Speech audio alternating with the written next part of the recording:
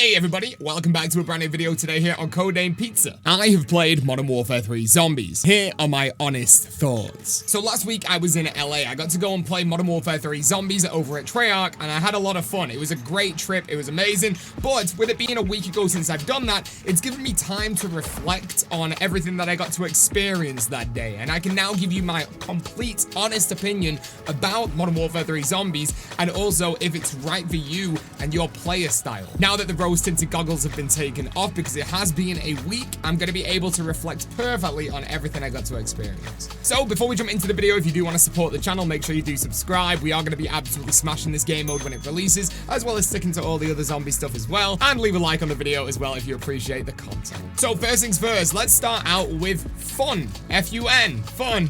F is for friends who do stuff together. Was the game mode fun? Well, I got to play for a total of 60 minutes. There's a lot of rumors going around that you can only play this game mode for 60 minutes and then you have to exfil, which is true, but also not true. You don't have to only play for 60 minutes. You can actually play up to 59 minutes, start a mission at the end, which will last for another hour, and then you can exfil at the end of that. So theoretically, yes, you could leave at an hour, or you can do more contracts and leave after 2 hours. But the funness of my 1 hour play session, was it good? Yeah, I actually had a lot of fun. But I also have a lot of fun with other things that I experienced for the first time. So I think no matter who you are, I think you'll enjoy your first game, guaranteed. If you want to take that away as a positive, that's up to you. But I had a lot of fun in my first 1 hour that I got to play for, and obviously, that's all I played for. I think the question that I've been asked the most since I got to play the game mode is solo available? Which, yes, and also no. When you go into a game, you gotta play as a team. So from my understanding, if you join a lobby that has no one else in, you would get put into a game and you would be in that team on your own. A team doesn't have to have 3 players, but it's built around 3 players. Let's say, for example, when you load up a game of typical zombies, Black Ops 3, Black Ops 4 zombies, the difficulty of that game is very much based around how many players are inside of that game. 4 players inside of a game, more zombies. 1 player in the game, less zombies. It's scaled to how many players are in the game. We've had different experiences in zombies where that just isn't the case, and it's made Easter eggs a lot harder on solo, but typically for Treyarch projects, that's how they do. They scale it via the players. Unfortunately for this experience, it definitely seems like it's scaled to a 3-player team, even though you can have up to 6 players in the team and 24 players in the lobby. So for example, when I played, I was in a team with another 2 people, so there's 3 people in our team. Halfway through our gameplay, we actually merged with another team, and then we had 6 players for a while. But for a good portion of my play session, I just wandered off. I wanted to do my own thing. I'm a solo player, right? I wanted to experience the map on my own. And I was doing challenges, and I was doing things inside of the map, different contracts, and it always felt scaled to 3 players. It was very difficult. For myself personally, I'm not going to blow my own trumpet, but I would put myself in the top 1% of zombie players. If you think about like the entire globe, right? In terms of how good I can play. And it got tough. There's 3 different difficulty tiers in the map itself. The exterior, which is super basic. The next ring, which is like mediocre. And then the middle ring, which is like the expert mode. I was kind of holding my own in the expert mode, but it was freaking tough. I would be constantly losing armor. I went down a good few times, which made it completely a lucky scenario that my friends actually in the game had healing aura as their special ability, which can revive you from across the map, which is great. But it does take away from that solo experience just a little bit. If you want to jump into a game as a solo player and do some challenges on the exterior of the map and search for things, you're going to be fine. There's a lot of hidden Easter eggs inside of the map, and you're going to be able to do those. But for a main quest, whenever that does drop, will that make a difference? Probably, yeah. So I would say that yes, you can play solo if you want to, but it's very much a team-built game. Let's talk about... I just bit my tongue, man.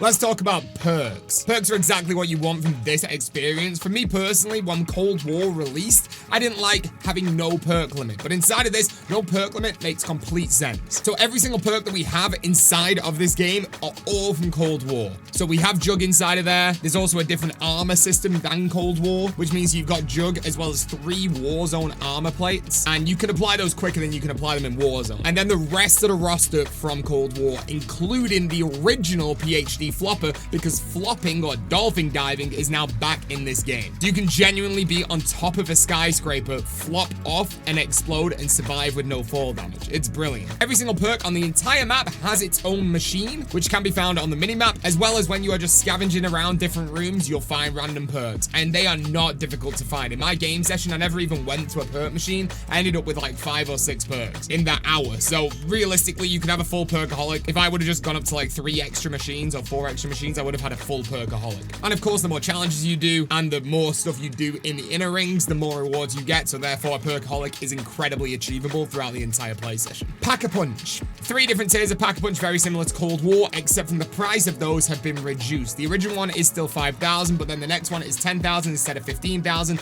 and then the next one after that I never got to. But I'm assuming that it's also cheaper as well. Each ring of difficulty on the map is a different Pack-a-Punch. You cannot Pack-a-Punch more than once in one ring of the map. So the original outskirts of the map will give you Pack-a-Punch 1. The next one will give you Pack-a-Punch 2, and the middle, the most dangerous area of the map, will give you Pack-a-Punch 3. You can also get Pack-a-Punch drops inside of the map as well that will Pack-a-Punch your weapon for you manually, automatically.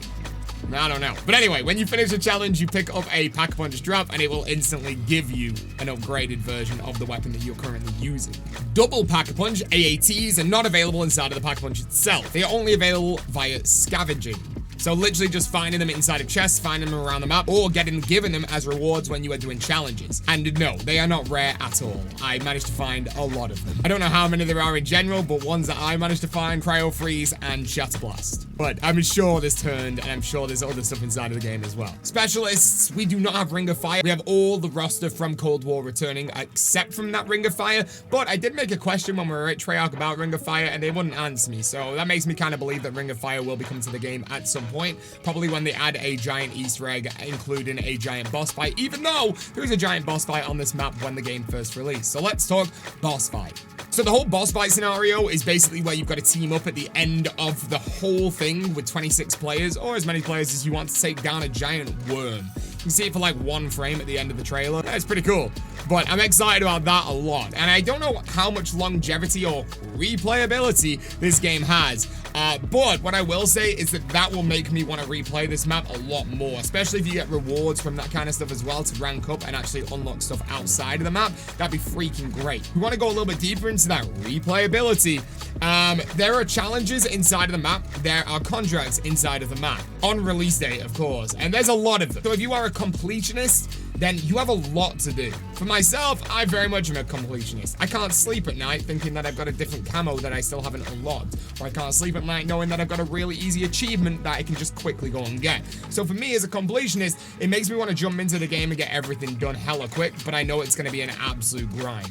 As well as having to finish every single contract inside of the map itself, which there's a hell of a lot, man. So many different objectives that you've got to do. It genuinely is crazy. Then yeah, it's gonna take a while, man. It was a lot of fun. Every single one that I did was great. We had like lockdowns where you get stuck in an area and it was kind of like round base for a couple of minutes. And then there was like rockets that came down, like in Cold War's Outbreak, where you got to protect them. And then I did another one where you got to get this grenade and pop this egg, and you've got to destroy the spores, and it's very much like Extinction. It's very cool. Whoever worked on this clearly has worked on other zombies as well. It's not like they've just got new people to work on this. And I know, yes, it's Treyarch who made it, but you never know. The employees could have been new. But no, it was a lot of fun for my 1 hour play session for sure. On top of that, camos. Yeah, so you've got camos for Modern Warfare 3 Zombies. You have a mastery camo for Modern Warfare 3 Zombies, and every single Modern Warfare 3 gun and every single Modern Warfare 2 gun will have a massive selection of camos that you have to do. You have over 100 weapons inside of Modern Warfare 3 Zombies to get gold camo on,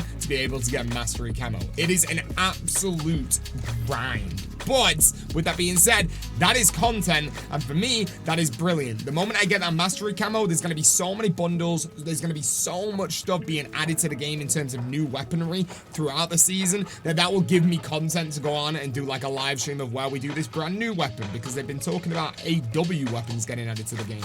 But it means I can take that, I can turn that into a Dark Matter camo grind stream and get that done. So there's a lot of content in terms of me for a content creator. In terms of you as a player, if you like camo grinding, if you are a completionist, you're gonna have a lot of fun. And the game mode is very fun as well. But like I said, you gotta take that with a grain of salt, considering I only got to play for 60 minutes. All in all, is this a good game? In terms of zombies, it's definitely not a zombies game. I think that if this wasn't Call of Duty, no one would have an issue. I think this is a game mode that all Call of Duty zombie fans would go and play if it was on another game for a year until Treyarch released their game next year for traditional zombies. I think people are just kicking up a fuss because this is a Treyarch Zombies that isn't traditional Treyarch Zombies. We know round-based is coming back next year, guaranteed. We know Easter eggs are going to be returning next year, even though we have been told that there will be stuff added in terms of main quests going forward with this game mode. I also have maybe heard rumors of round-based being added to this game, so that'll be fun. I have tried to put my point across that relatively seems easy. You could have just taken a small part of this map, just on a round-based section, and people would have been happy on launch, but it doesn't matter. It's all good. But yeah, no, I think we're gonna have a lot of fun. I don't know how long this fun will last for, but for my 60 minutes of play session on a scale of 1 to 10 on how much fun I had, 8. I had an 8 out of 10. That's pretty good. If you look at other zombies experiences, it would have been worse than that. So yeah, no, it was good. It was good. Don't know how long it'll last for, but it was definitely good. So yeah, I would say check it out. If you're gonna be buying the game anyway, Zombies is there, and you will enjoy it. If you're not gonna be buying the game, I actually kind of recommend it. I think it was good. I enjoyed it, and yeah, we'll see what it's like going forward. But also on top of that, I had a blast playing multiplayer. Multiplayer was great. So yeah, anyway, I hope you guys have enjoyed the video. I know I was a bit of a long-winded one, but I just wanted to try and put my point across and try and explain what it actually, you know, the game mode's like after a week of reflecting. I didn't want to BS you guys. I wanted to be 100% honest, and that's my honest thoughts. I am very much a positive person compared to a lot of other people, so, you know, some people might be like, he's lying. I'm not lying. I'm just being, I'm a positive guy. I like things a lot more than other people. So yeah, it was good. But I hope you guys have enjoyed the video. Thank you for watching, and peace out.